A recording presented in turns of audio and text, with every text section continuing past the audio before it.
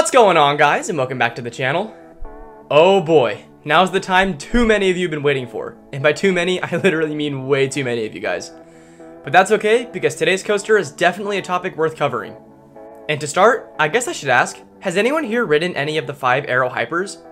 For reference, those would be Big One, Desperado, Magnum XL-200, Phantom's Revenge, and or Titan Max. Yes? No? Yes? Well, it doesn't really matter, because either way, today's topic is one of these with perhaps the rarest one left standing that was actually one of the tallest roller coasters in the world when it opened to the public. In fact, it still sits in the top 30 tallest coasters today, not to mention it was one of the fastest and has been featured in multiple videos and films throughout its operational lifetime. However, nowadays, it sits abandoned for the most part, sporadically operating without riders here and there, and remains one of the most sought after credits for new enthusiasts. So what is it, and where did it come from? This is the story of Buffalo Bill's Resort and Casinos, Desperado.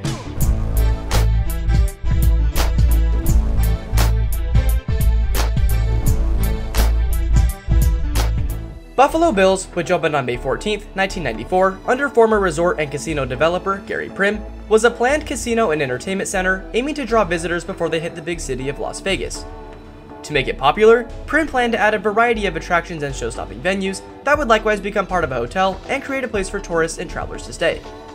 This meant there had to be more than just gambling as seen with some of his other projects, which resulted in the idea to add a large-scale roller coaster and other amusement-style attractions. That said, he envisioned something huge, something so eye-stopping it had to be better than anything in the neighboring city or in the broader area for that matter. In fact, he wanted the tallest roller coaster in the world.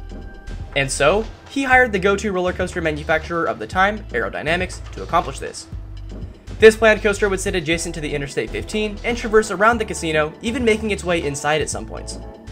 However, this was no easy task, and it took months of development on Aero's end, working closely with the casino and designer Ron Toomer to make sure everything went according to plan.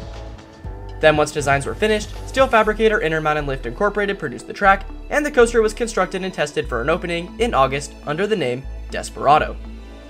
It officially opened to the public on August 11th, 1994.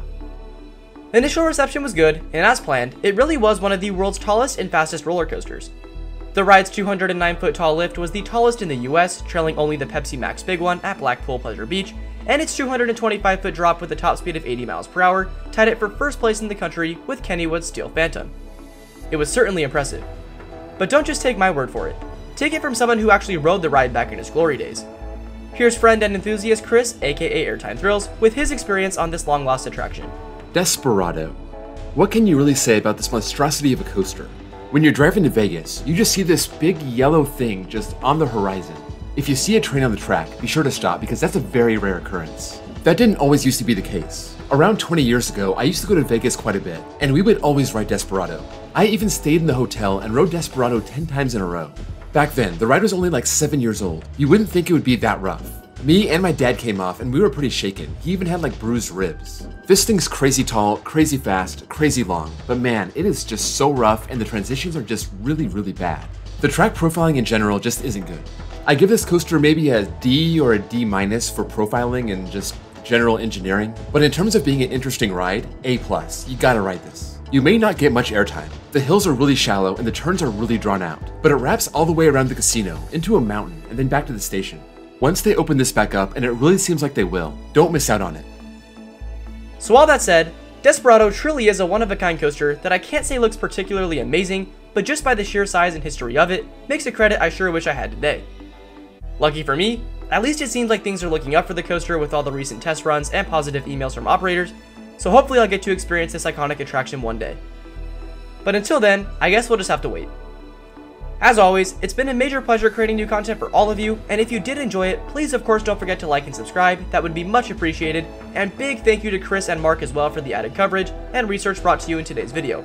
That was again super helpful, and don't forget to check them out down below. Seriously, both are great channels. Stay tuned for another video coming in a couple days, but until then, thanks again, and we'll see you all there. See ya!